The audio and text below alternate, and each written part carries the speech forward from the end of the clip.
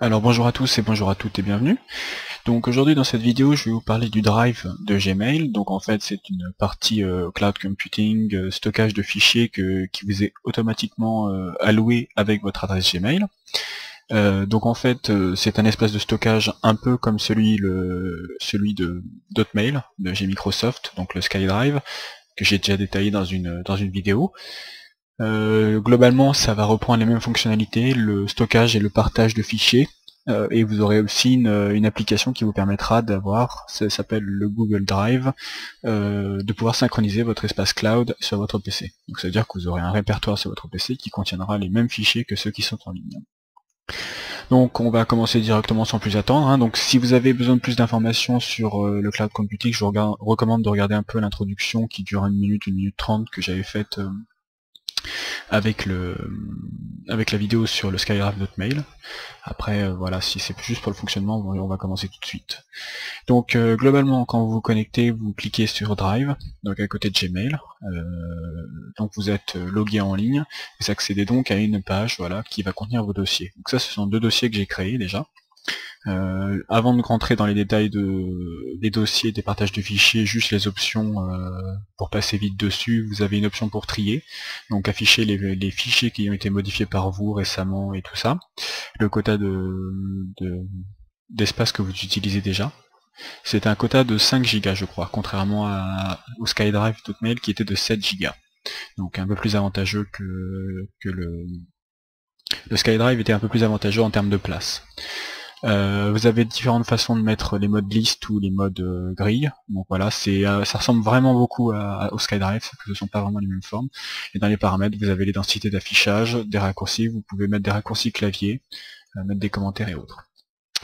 Donc dans la partie de gauche, donc vous pouvez créer des dossiers et des fichiers, et vous pouvez en importer. Donc pour vous créez un dossier par exemple, vous allez l'appeler mon dossier, voilà. Il est créé, donc en fait après vous pourrez créer, donc si je clique dessus par exemple, vous voyez mon dossier est là.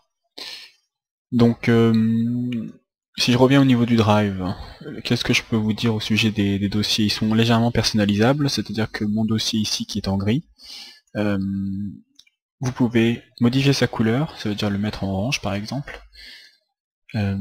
Activer le suivi de ce dossier, si par exemple c'est un dossier que vous partagez activement avec des personnes et c'est votre dossier que vous voulez suivre en particulier, vous pouvez le marquer, c'est un peu comme vos mails, ça vous permettra d'accéder directement à ce dossier depuis l'onglet suivi. Vous n'aurez pas à descendre dans votre arborescence.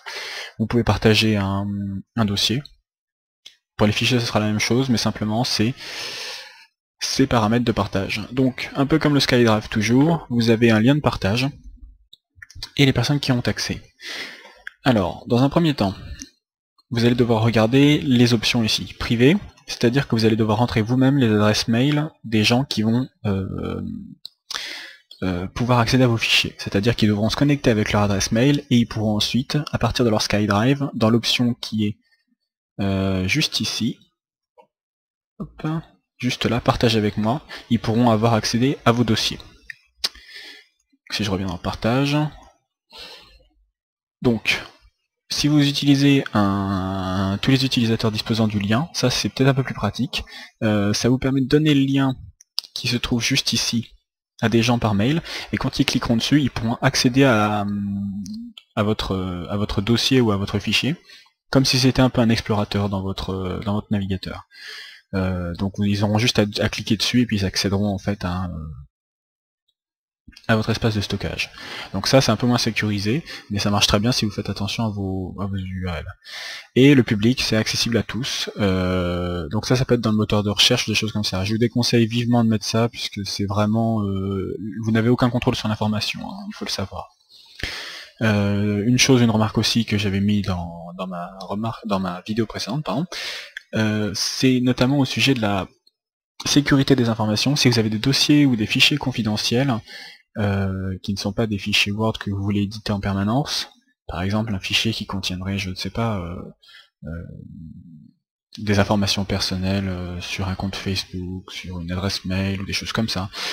Chiffrez vos fichiers avant de les importer, avec notamment le logiciel AXScript qui fait ça très bien. Je vous l'ai présenté dans une vidéo qui dure 15 minutes, qui vous prend vraiment toutes les fonctionnalités d'AXScript, donc je vous recommande d'aller le voir, puisque ça vous permettra de sécuriser vos données, comme ça même si on attaque votre compte, on ne pourra pas accéder à vos données, puisqu'elles sont chiffrées. Voilà, donc voilà pour les paramètres de partage. J'ai fait une petite digression, mais bon, ça m'avait l'air utile. Vous pouvez partager le lien donc par Gmail et des choses comme ça. N'oubliez pas de mettre l'option si vous voulez donner des liens, parce que sinon ils n'auront pas accès même avec le lien. Et sinon, vous pouvez indiquer des personnes, donc là vous n'avez qu'à rentrer le nom de la personne que vous voulez ajouter au partage, modification autorisée ou consultation seulement. Ça c'est modification lecture, le nom des personnes ici, et vous pouvez aussi ajouter un message, voilà, c'est un message personnel en disant voilà mon dossier personnel, voilà le dossier dont je t'ai parlé, ou des choses comme ça, partager, enregistrer, vous pouvez vous envoyer en copie, et voilà, pour le partage, donc c'est très simple au niveau du partage. Je vous avais préparé un dossier avec une démonstration, juste avant je vais vous montrer comment est-ce qu'on importe, donc si je vais dans mon dossier de démo, on peut créer donc non seulement des dossiers mais aussi des documents texte, présentation, feuille de calcul, formulaire, dessin. Ce sont les formats spécifiques à Gmail, vous savez, ce sont les deux. Ça a un gros avantage puisqu'en fait quand vous créez un document texte, vous pouvez l'éditer à plusieurs, c'est-à-dire que si 3 personnes travaillent en même temps sur le même fichier, vous verrez les curseurs des personnes travailler, et vous pourrez partager et écrire en même temps sur le fichier. Ça c'est un très gros point positif. Le titre, vous pouvez l'ajouter ici. Voilà, en haut à gauche. Tout est enregistré au fur et à mesure. Vraiment c'est pas mal ça pour le partage. Quand vous voulez travailler à plusieurs sur un fichier, à mon avis c'est même ce qu'il y a de mieux en fait. C'est peut-être même la seule solution qui existe vraiment en fait pour l'écriture de fichiers à plusieurs. Vous avez la touche d'impression ici, ou CTRL P.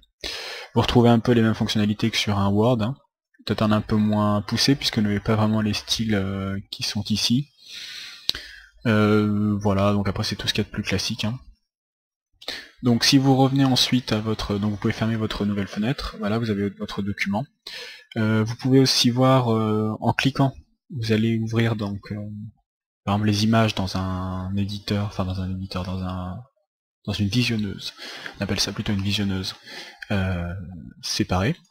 Vous pouvez avoir un aperçu de vos documents avec le petit œil. Quand vous cochez sur le document, vous avez le partage, l'organisation, donc quand vous les déplacez ou quand vous les supprimez, et l'aperçu qui va s'afficher à droite, voilà.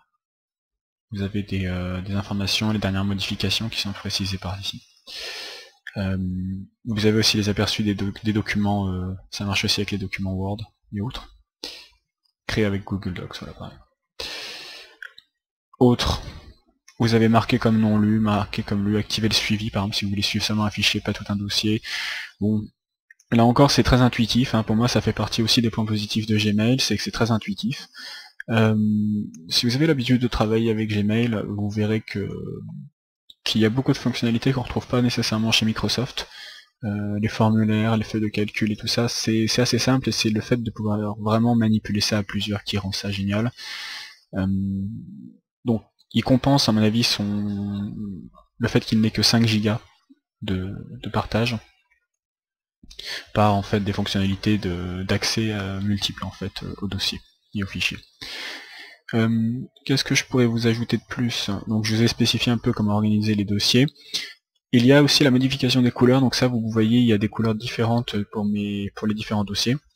Alors je ne sais pas si c'est un bug lié au navigateur ou si ça ne se fait pas, mais normalement on devrait sûrement avoir des couleurs au niveau des dossiers. Je ne sais pas vraiment pourquoi je n'ai pas de couleur ici.